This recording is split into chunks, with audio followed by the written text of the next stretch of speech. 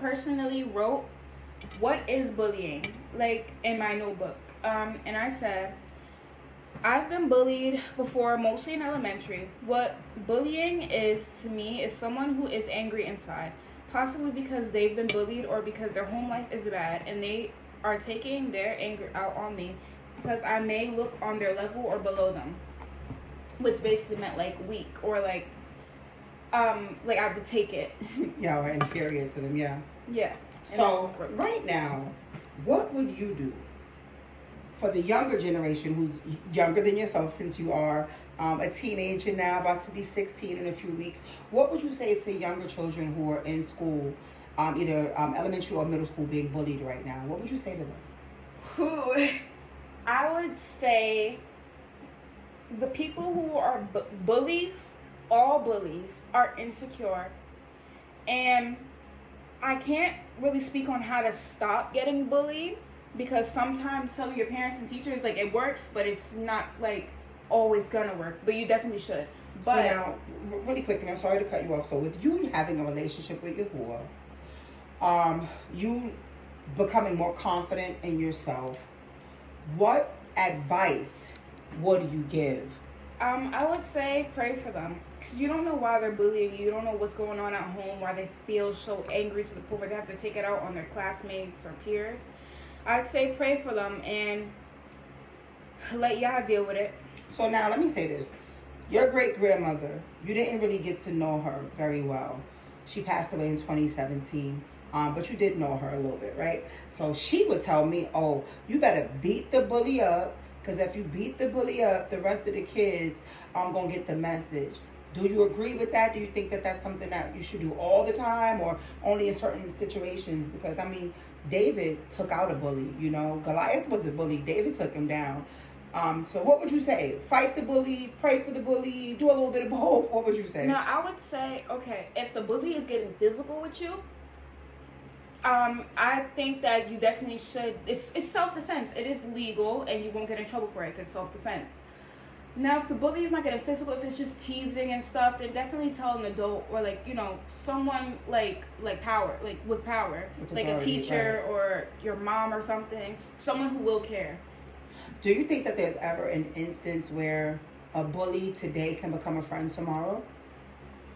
I mean, I'm not really, like, I wouldn't do that, but I do think that it is possible. So I'm going to share a story with you. So I was bullied by this girl named Shantae. That's the one, you see the cut I got on the back of my neck? She's the one who actually cut me when I was like 15. And the whole neighborhood was looking at me like I was crazy, because after she jumped me and cut me, I was her friend. And I know it sounds really crazy, but there's something that happens in the heart of someone who was sent into this earth realm to do a service for the Most High. Your forgiveness level is like to the roof. Now, I'm not encouraging anybody to be stupid and let bullies beat up on you. But again, you know, I say bully yesterday, friend today. So where do you say discernment kicks in that area? I am a forgiver, but I'm not a forgetter. Even the people who bullied me in elementary school, I could not be friends with them now. I mean, I did have one situation where I was friends with a girl who used to bully me. I think her name was Michaela. I think Mommy remembers. Michaela, yeah. But other than that, I was never friends with girls who bullied me. But hold on, because when I spoke to Michaela's mother, the next thing you know, you and Michaela became friends. I honestly do not. I just know you told me about it. I don't remember her bullying me at all. I was like 5, 6 probably, so I don't really remember. So it was easy to be friends with her because you didn't remember her bullying you. Yeah, but like later on in elementary age and middle school age, if you like, I don't know, I am a forgiver. Like, I don't consider myself an enemy of anybody, and I don't consider anybody my enemy, because I let all of that stuff go since it was like years ago. But could you be okay? So I wouldn't be friends with none of them. I'm about to blow it up right now. I'm about to bring a name out from the past. I'm not gonna say her name on live. I'm gonna pause this and I'm gonna say the name to you. Okay, so I just gave you 2 names.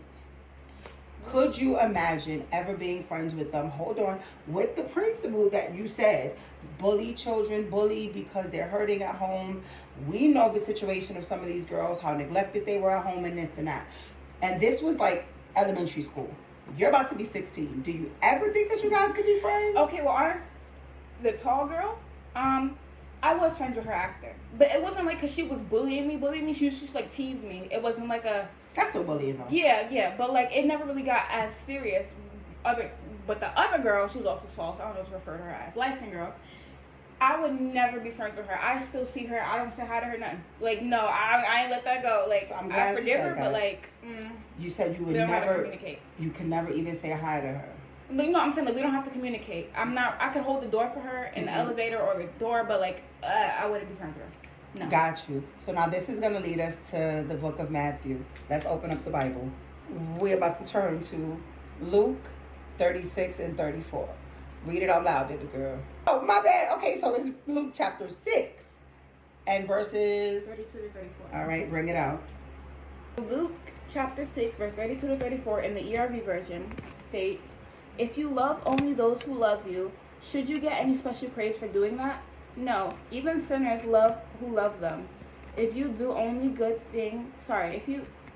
good only to those who do good to you, should you get any special praise for doing that?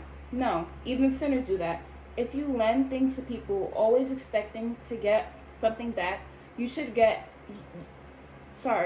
you get any special praise for that? No, even sinners lend to other sinners that they can get back the same amount. I'm telling you to love your enemies and do good to them." Period. So now, with you just hearing what our Messiah said, the one who is the word of Yah, and he's telling you to do this, do you not think that it is important for you to put your own personal feelings to the side so that you can walk righteously like Messiah said? Or are you cool with being like a tax collector who was considered an evil person? Speaking from all honesty,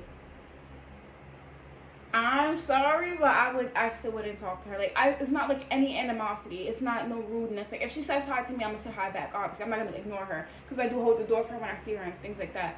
Oh, that's cool that you hold the door. I wouldn't speak to her. No, like she sent me home crying from school so many times. So would you say your heart still needs healing in order for you to be able to follow the commandments? Because if Yahusha said to do it, it's pretty much kind of like a commandment. So I guess. So do you need more healing? Probably. Understood. So I'm gonna tell you, there was someone that I'm just like, we had an issue. She may have felt like I wronged her. I definitely felt like she wronged me.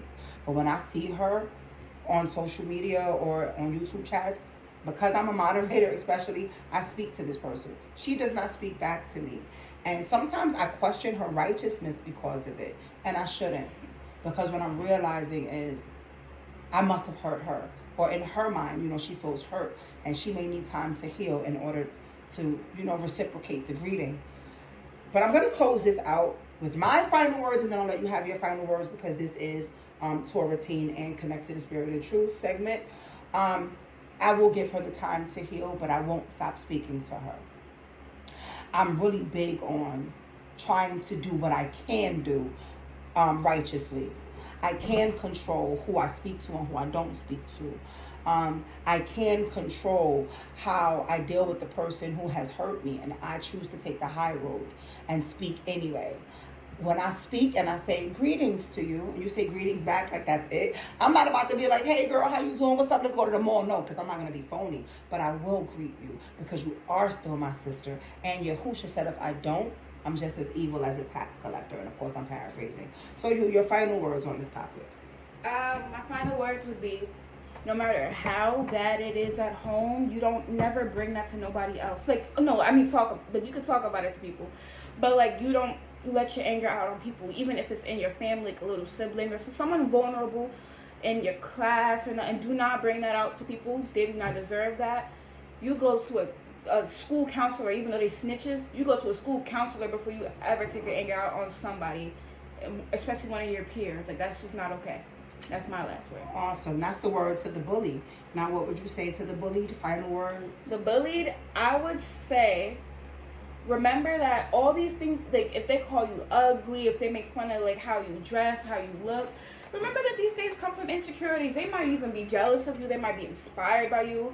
They might feel like, oh, I wish I had what she had. Or let's say they're jealous of your home life, so they're going to go hate on all the flaws that they see about you. If they can only focus on the flaws about you, they are not a person that you should take any consideration of anything they say.